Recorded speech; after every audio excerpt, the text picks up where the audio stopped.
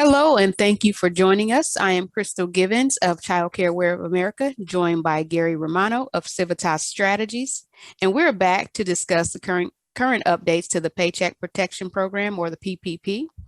The last time we were together, Gary shared some of the changes to the funding formula for the PPP, and so really talking about going from using the net earnings to using the gross. And with that switch, we heard that childcare business owners were seeing a significant increase in the amount they were receiving from the program. And then we also talked a little bit about the push to get Congress to extend the application deadline from March 31st to May.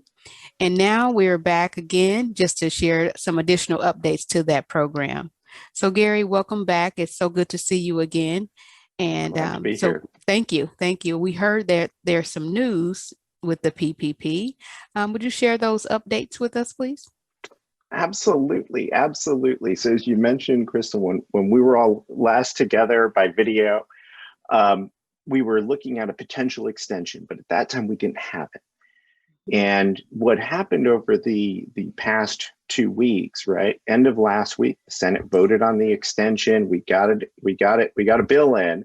And then this week, the president signed it, making law of the land. And it's an important change because it's a little bit different than some of the extensions we saw in the past. So first, most important thing to know is the deadline is now May 31. So you have till the end of May to apply, right? And it's really till the end of May. So what I mean by that is the new bill allows the banks to continue processing loans through all of June. So instead of, like we've seen in past cases where a couple of weeks out from the end date, the banks start to close, they have time to process them before the end date. This means really that you have up to May 31 to get those loans in, those applications in. Do know though, it's still limited by application, by the available funds as well. So even though there's a deadline, there is a set number of funds in that pool. I feel pretty comfortable about that number right now. As of this past Sunday, which is the latest numbers we had, there was still $72 billion remaining. That's about 25% of the total PPP funds that were put in January 2021. Yes, So in that's other still really words, significant. yeah, be cognizant of it, but don't hmm necessarily panic. Yes, good to know. Good to know. And that's a big win as well. So the Yeah, earlier you get those applications in, the better. that's right. That's right. You know, Oh, so mhm. so no, go ahead. Sorry. No, no, you go right ahead, Gary. I was just going to jump into some questions, but go right ahead. Go, no, please ask. Okay. All righty. So what does this really mean for childcare providers? So I think first and foremost, it's what you just said, right? If you haven't applied, now's a great time to apply. You have a little bit extra time. I know some of you got a bit hung up with the applications hmm earlier this year and everything that was going on. And I know your life isn't necessarily easier now, but you got a little bit more time. Take some time, get them done, right? There's no better time to do it. As Crystal mentioned earlier on this video, and we talked about in our past video, there was a change in March to the funding formula. So many of you family care providers who are sole proprietors without W-2 employees, you're looking at 200 to 300% more than you could have gotten at the start of March. So this is a really good opportunity for that first time PPP. The second thing is, if you have gotten that first PPP, right, even if you've gotten it since January, right, even if you just got it this week, there's now a chance for you to do a second draw, right? So if you remember, part of the law that passed at the end of December 2020 allowed for a second PPP in certain cases. Now, it's important for us to think about what those cases are, right? So what do you need to do to apply for a second PPP? Well, first of all, you have to have either completely spent your PPP or are anticipating to spend it by the time you start spending the next one. We're going to talk a little bit more about what this means, because there's a key second point that I want to make sure that you're aware of.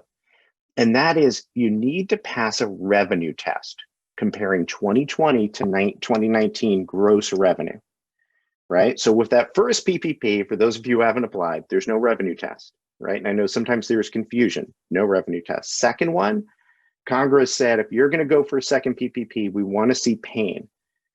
Now, I'm the first to know many of you, because of the way that childcare revenue has come down, your revenues may be level, so you can't apply, even though your expenses have gone up. So I don't want to say that we're not recognizing the pain that you're going through financially right now, but these are the rules we have, right, for better or worse.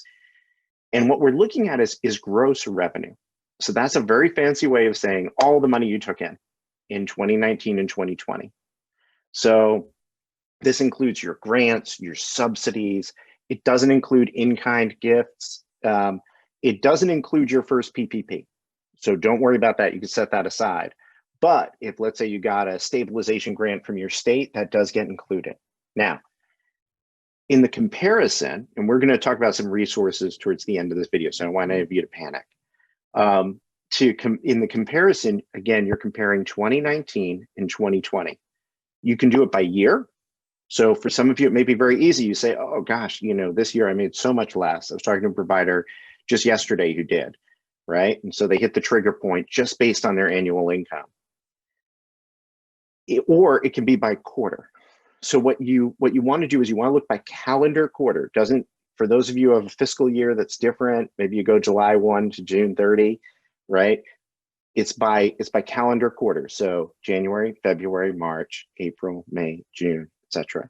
And so you're going to want to compare those quarters and look.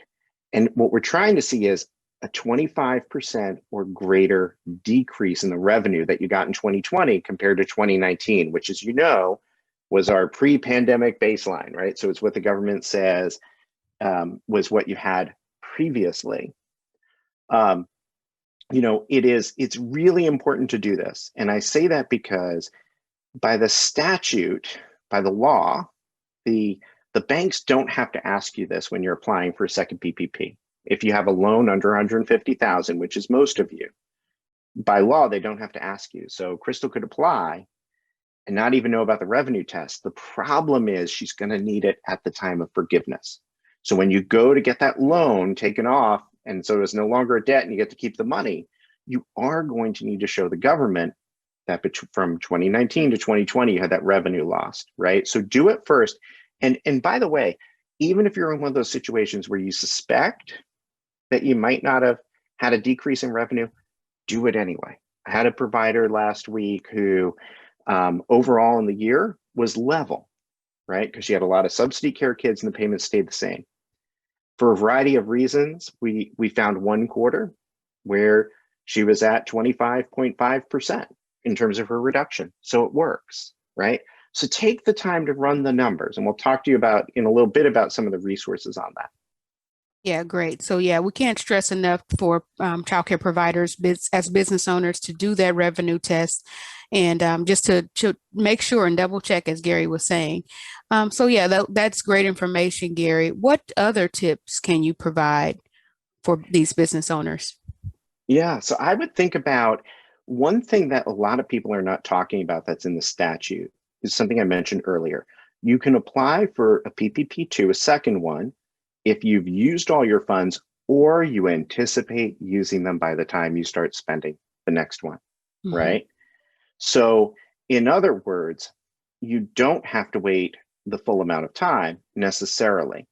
So for those of you who are a sole proprietor without employees, right, it is considered to be 8 weeks that you will spend your loan, right? So the day it hit your bank account to the day it's considered completion is 8 weeks. For everyone else, you need to track that spending, right? How much you're actually spending on personnel costs. So for those centers out there, track your numbers and see how you're spending, because it might not be exactly 8 weeks. It's probably what we found is more like 10 or 11 weeks that you're going to take to complete it. But do remember, 40% of that can be used for a number of overhead categories, 40% of your first loan. So you may want to see, well, what happens? Can we maximize those costs within the legal limits and pull that personnel back and maybe spend it a little bit faster?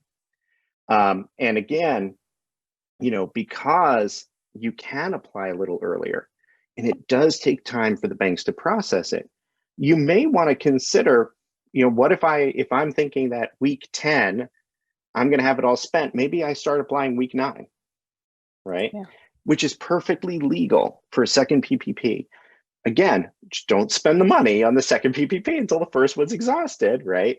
But if Mhm. you're seeing that you're going to spend it out and you have the economic need and you're making the revenue test, then certainly it is something you want to consider is, how do you get in a little bit earlier and start getting the process going? Okay, great. Yes, Gary, this has been really helpful and more information and updates that you've shared with us. And I think if we piece this all together, we would be in very, very good shape. So thanks again. And it's, of course, has been a pleasure to have you again with us. Please tell us how you can be reached. Absolutely. You have questions, you can email us at ppp at civstrat, C-I-V as in Victor, STRAT.com. And that's a great way to reach us. All right, awesome. Thank you for tuning in, everyone. And it's been a pleasure. If you have questions, if you need that additional assistance, please reach out to us. Contact us on our website. Visit childcareaware.org for the latest information and also to request that technical assistance. And we'll be happy to take care of you. All right, everyone. Thank you so much for joining us. Take care.